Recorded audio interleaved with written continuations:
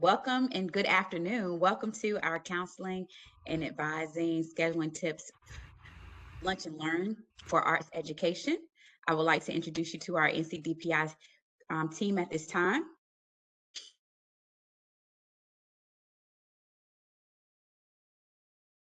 I am Keisha Bryant, the school counseling consultant here at NCDPI. And we have with us Sayward Grindley, who is the K-12 dance and visual arts consultant. Renata Perez, who is our project manager for Course Codes digital teaching and learning, and Brandon Roeder, who is the K-12 music and theater arts consultant. And we are your NCDPI team today, and glad to have you to attend with us this lunch and learn. Our goals for today is we want to talk about how to utilize the arts education manual to locate answers to scheduling questions when we think about registration. We also want you to understand the sequence and scheduling of high school arts education standards and courses. We want you to walk away with the understanding of the inherently honors nature of the high school arts ed standards. And lastly, we want you to understand the unique nature of how the high school arts ed courses can be repeated for credit. So we've told you who we are, and we now want to know who you are. And so in the chat, we would ask that you would first put, what is your PSU? Who are you representing today? And what school are you from? After that, we want to know your role. What do you do on a daily basis in your school system?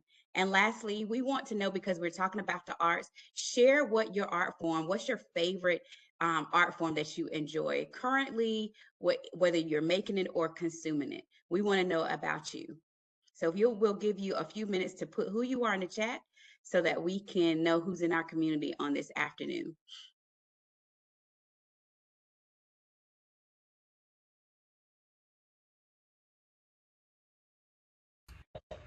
Welcome, Chapel Hill, Johnson County.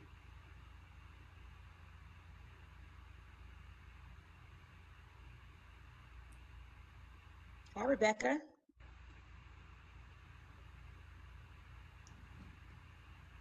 Ooh, now they're starting to roll through. Wilkes County, Chatham County. Good morning, Eve. Afternoon now. Wonderful. We see some charter school friends. Discovery Charter School is here. Hello.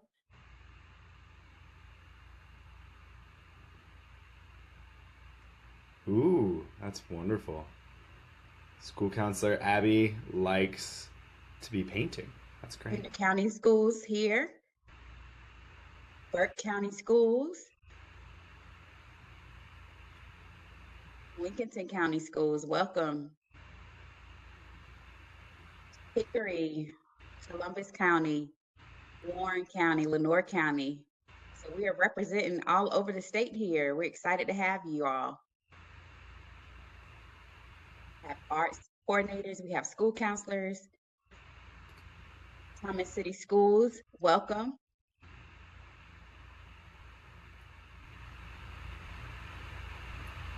We have a power school specialist here, welcome. District office. We're excited about our mixed audience. Keep rolling in who you are as we begin our presentation. I'm going to turn it over to our my other DPI team colleagues for us to begin. So welcome. So first we'll talk just a little bit about our arts education standards and how that might affect you in helping students to register. So our high school standards are proficiency-based standards. So that means that they are based on the student's mastery of those standards. So they are listed as beginning, intermediate, proficient, and advanced. And this means students can come in and register at whatever level they are at or placed by that teacher. The proficient and advanced levels are inherently honors. So they are seen to be at that honors level already within the discipline that they are doing in their coursework. So they are not listed as 9th, 10th, 11th, and 12th grade because you can have students of any grade level in any of these standards. This also gives students multiple opportunities to take those classes, so they can take beginning as many times as they need in order to master those standards to be able to move on to the intermediate standards. So when we look at this slide here, you can see an example that if a student has had a complete K through 8 progression of a certain art form, or has already achieved that beginning level standard, even through outside study, outside coursework, they could potentially start at the intermediate level when they come into high school and be placed in that intermediate level, and then move through proficient and advanced, but still be able to take it every semester if they wanted to. If a student has no prior arts experience or limited K through 8 progression in the arts discipline, then they would most likely start out in that beginning level. And then, of course, if the teacher saw that that student had exemplary skills, then they could make that decision to move them up to the appropriate level. So introductory or beginning coursework in dance, music, theater arts, or visual arts is going to start at that beginning level. If they've already had previous electives and coursework for elementary and middle school or outside training that really has progressed them quickly, then they would start at that intermediate level, and that's where we see the content get a little bit deeper.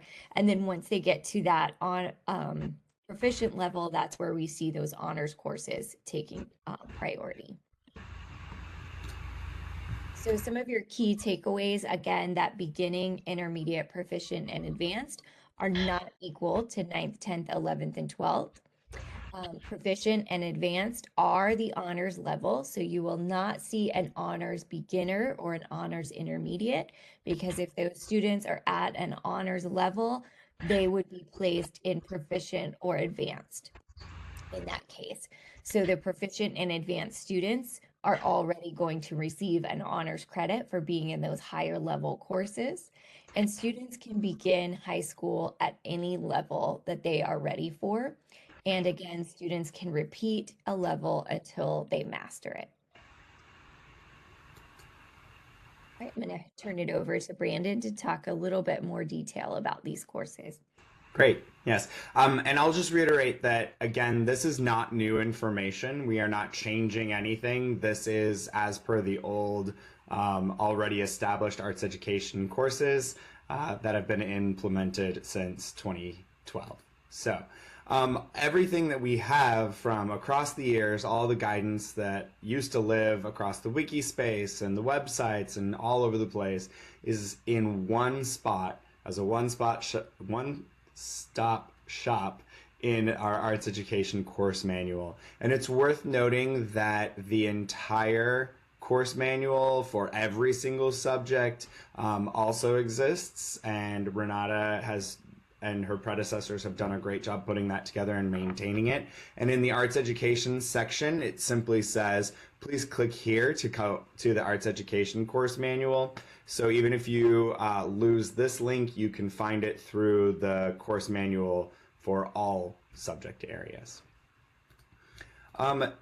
In our arts education basket, we actually have 4 completely separate disciplines. We have 4 separate standard courses of study, and those codes, or those courses, are coded as 5 courses. So whenever there's an arts education course, it will always begin with a 5, and the first 2 digits indicate which arts discipline are actually there. These should correlate with the actual standard course of study that's being used in that area. And if the standard course of study is not being used, or if it's a locally developed course, then we've created 5-7 course codes as well. Those 5-7 course codes do not follow the beginner, intermediate, proficient, and advanced structure, but there is a non-honors and an honors level available to them.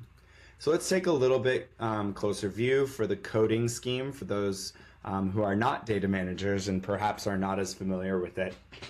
There are typically 10 digits that are used for the coding of a course, and the first 4 are the content area, and the first 7 are all set by the state.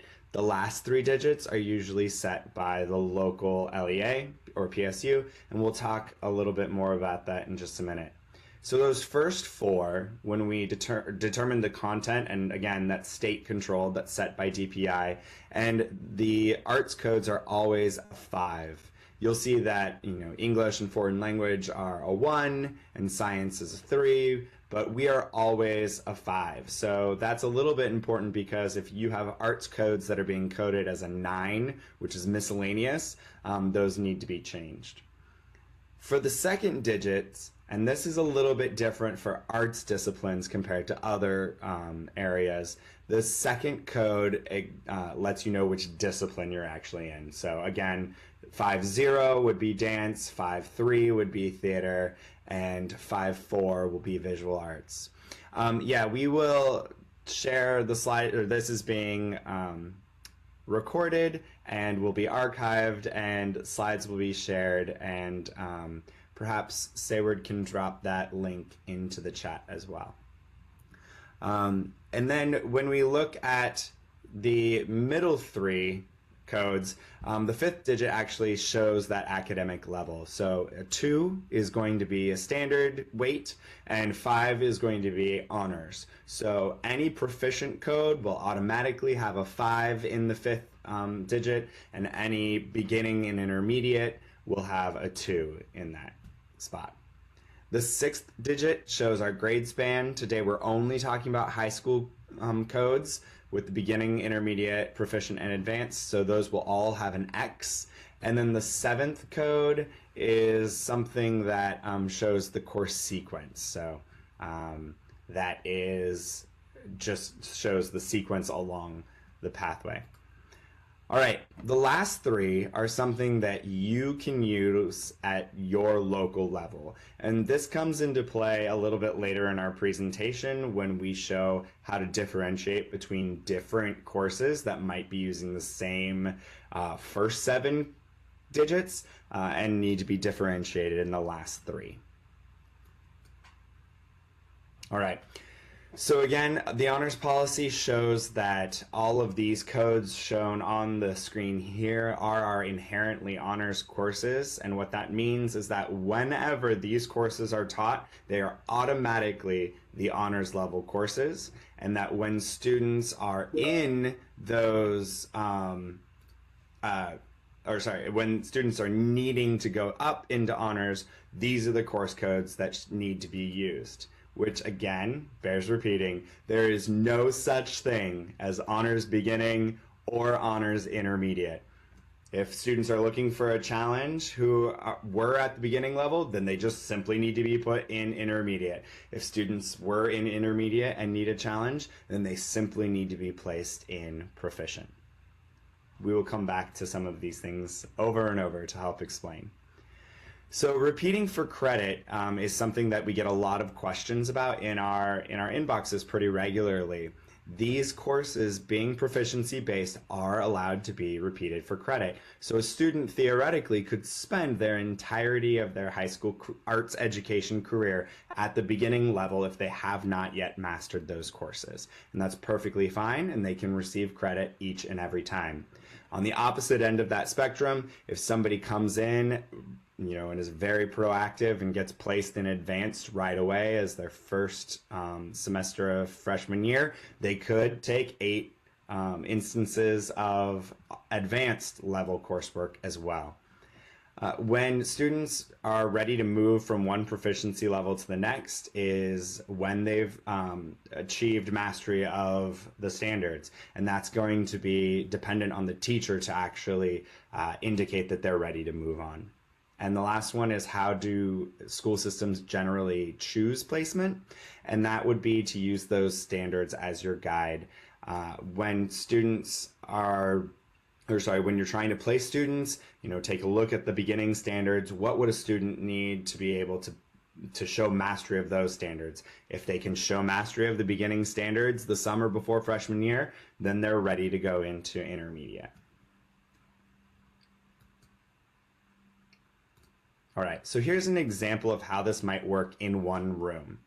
One of the interesting things about these arts education proficiency-based standards is what they really are is forced differentiation. So you would typically have students in multiple levels in the same classroom meeting at the same time, and we'll call that the class. So if Ms. Gomez teaches a drawing class, which has 23 students in that first block, some of those students would be enrolled in drawing beginning, some would be in drawing intermediate, some in drawing proficient, and some might be in drawing advanced. And the time slot that all four of those power school classes would meet would be the exact same time in the physical space. So the state course code looks different, even though this teacher's teaching one class. In power schools, it might actually, power schools, excuse me, might actually look like they're teaching 4 classes during the same time period. So our wonderful and amazing Keisha had us helped us think through the way that this might present itself to 8th grade school counselors when you're trying to schedule students for their freshman year. And so when you're looking at 9th graders, generally students will initially be placed in beginning or intermediate. If they have a K-8 continuum of music, for example, then it's probably safe to put them in intermediate level. But if they're not coming from a K-8 music background, then perhaps they go into beginning band. And then we know that it's best practice just to have those recommendations come from the 8th grade teacher.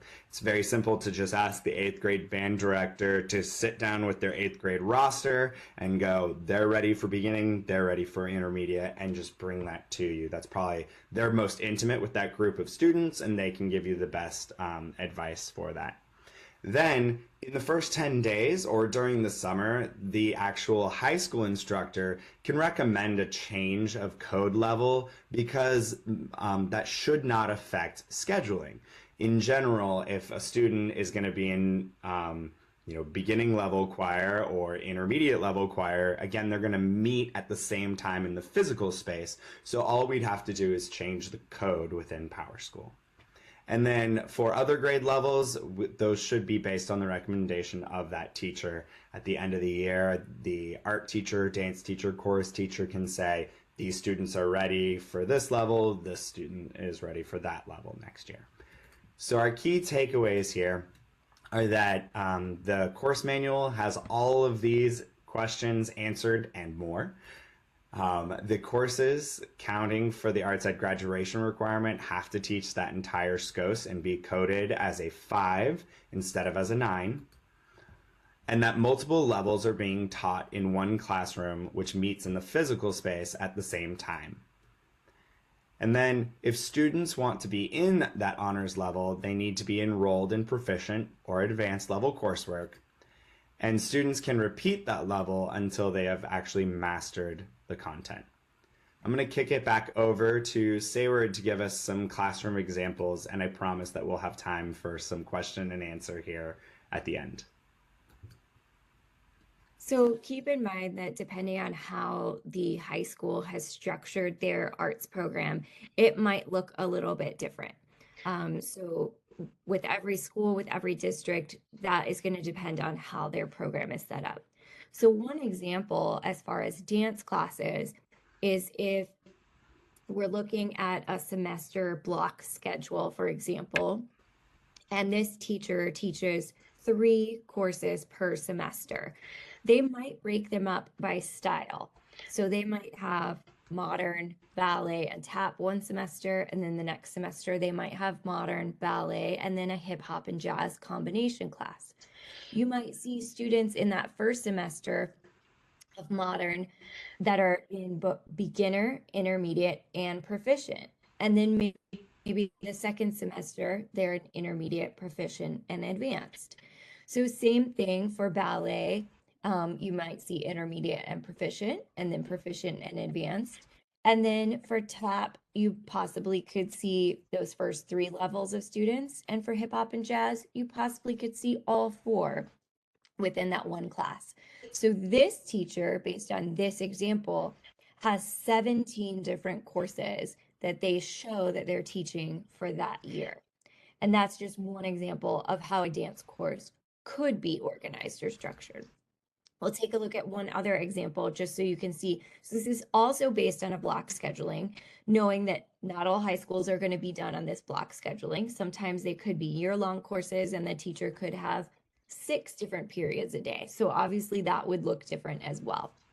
But if you have a dance program that is built primarily based around modern dance with some other styles infiltrated, and they just call it dance and they don't separate those styles out, they might call their classes Dance 1, Dance 2, Dance 3, Dance 4.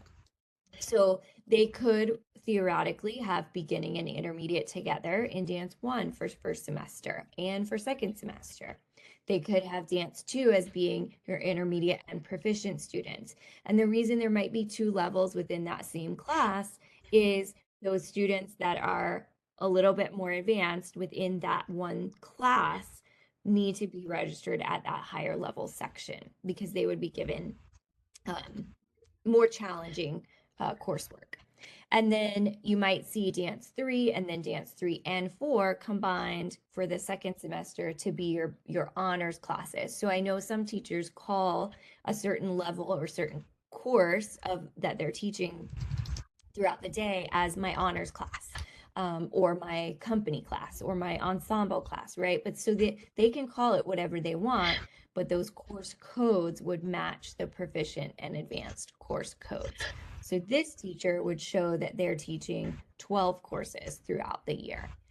So hopefully that helps clarify a little bit and just gives you some examples of dance courses. We'll look at a few others related to music now that Brandon will talk about. So one example here is of music ensembles.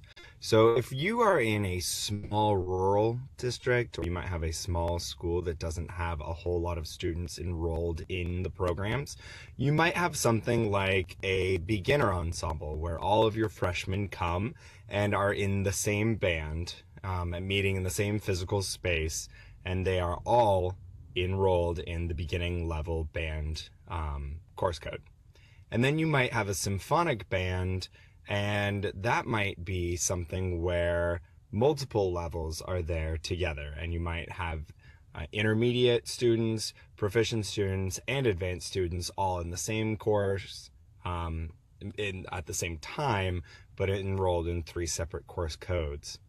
And then you might have some sort of honors ensemble, might be like a brass quintet, for example, and they would probably be an auditioned process or just your most advanced students, and they would be enrolled in those proficient or advanced levels. So if you're in a small rural county, you might be teaching multiple levels at the same time in the same classroom. But if you're in a large LEA or a large high school, you might have a lot of kids that are enrolled in several different courses, and you can offer those courses specifically at specific proficiency levels. You might have a beginning choir where all of the freshmen are in the same level in those beginning classroom standards. You might have a mixed chamber choir where everybody is in intermediate and they just continue to take that course at intermediate in order to advance into the auditioned groups that you might have, which might be like a treble choir and a tenor choir, which are at those honors level.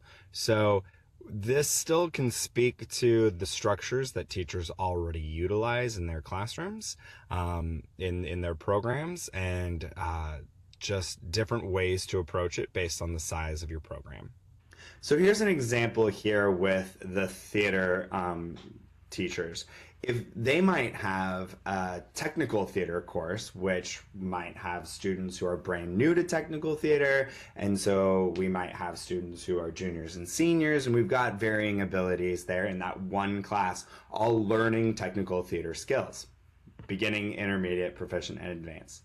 Then we might have a beginning sort of theater class, which is the one that, let's be honest, students get put in order to satisfy their arts ed graduation requirement. And it's got a whole smattering of students who are maybe more serious and less serious about theater.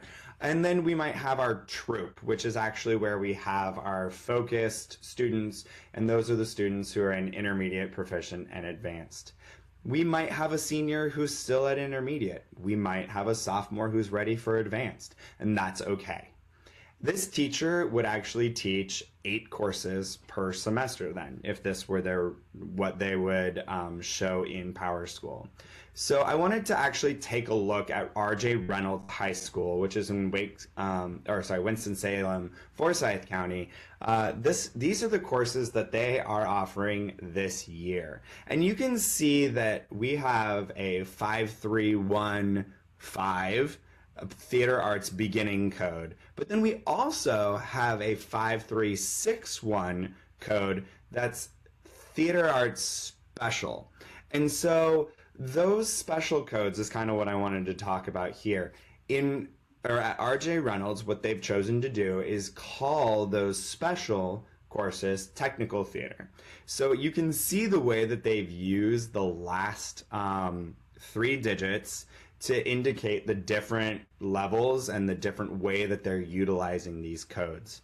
They even have 2 separate theater arts special intermediates coded as a 0 and as a 5, and unfortunately I can't unmask what those things are inside the parentheses, but this is a really great illustration of the way that you can use the same beginning 4 or even 7 codes that the state provides you and utilize those last 3 digits in order to differentiate the different level, the different rigor, or the different way that that class is actually being utilized in the physical space. So they could have used the theater arts beginning, intermediate, proficient, and advanced codes, those 531 codes, and then just changed the last 3 digits and coded them as technical theater, and those last 3 digits being different than theater arts would indicate that they are indeed a separate course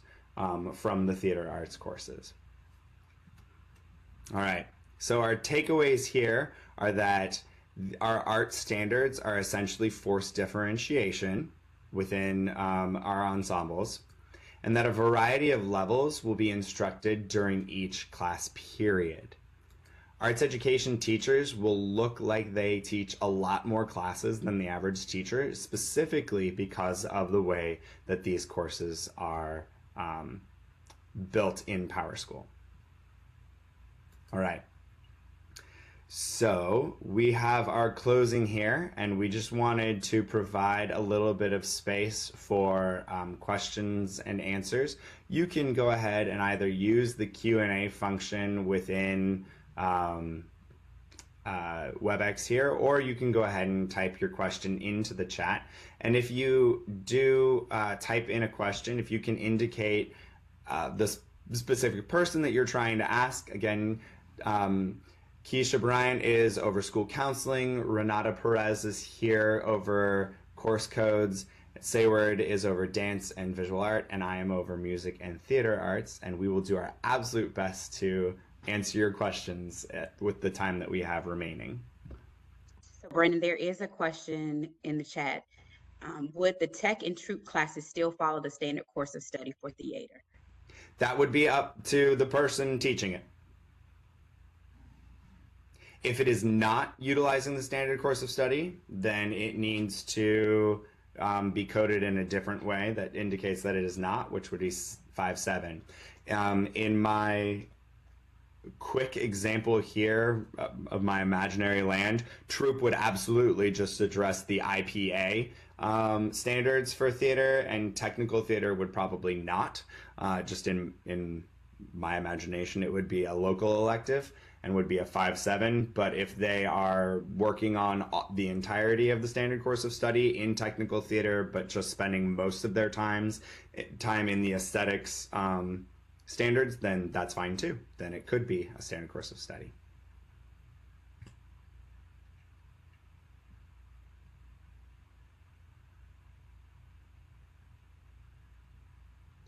I see a question here that asks, to indicate the student is taking a different course, do we use the last three codes? For example, the student takes intermediate dance 9th and 10th grade. We give different course codes so that it does not count for grade suppression.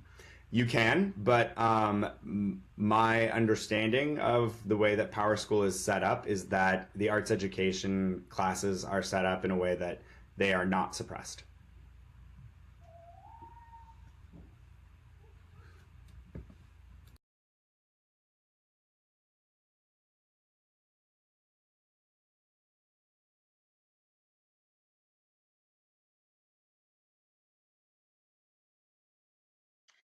Another question, if the course does not use standard course of study, does a child get the arts credit for graduation? No. No, they do not.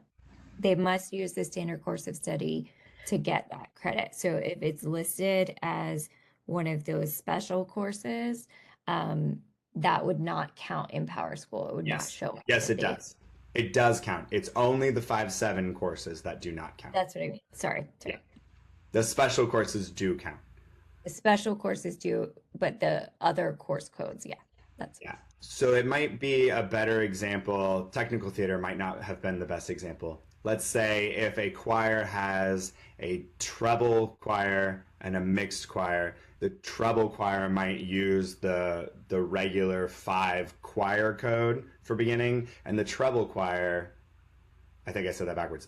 The treble choir might use the special code and the mixed choir might use the regular code. It's just an opportunity to give PowerSchool data managers an opportunity at a second set of choir codes, a second set of band codes, a second set of visual art codes, so that we can have beginning painting and we can have beginning 3D art.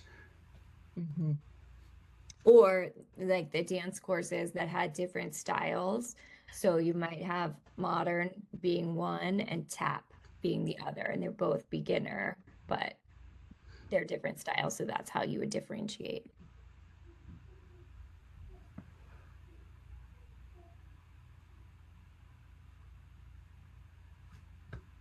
Awesome. If you do have more questions, please feel free to drop them in the chat. Being respectful of our time, since we're already 1 minute over, I just wanted to point everyone toward our listservs, arts education, school counseling, home base. Those are the 3 areas that would have any sort of bearing on our subject today. And I'll go ahead and post our contact information. And again, the slide deck is available at the bit.ly link at the bottom of the slide here, and we'll paste that in the chat here one more time.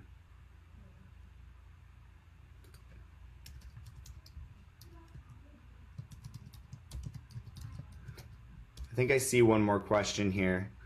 For the new arts ed graduation requirement, do we need to code middle school course codes in any special way for them to count towards this requirement? No, you just use the middle school courses. So 6th grade courses count or will be tracked. 7th grade courses will be tracked, and 8th grade courses will be tracked. They should not in any way be teaching high school standard course of study or using high school codes at the middle school level. It is unique and brand new, but PowerSchool is actually able to track those middle school course codes and apply them to the completion of the arts ed graduation requirement.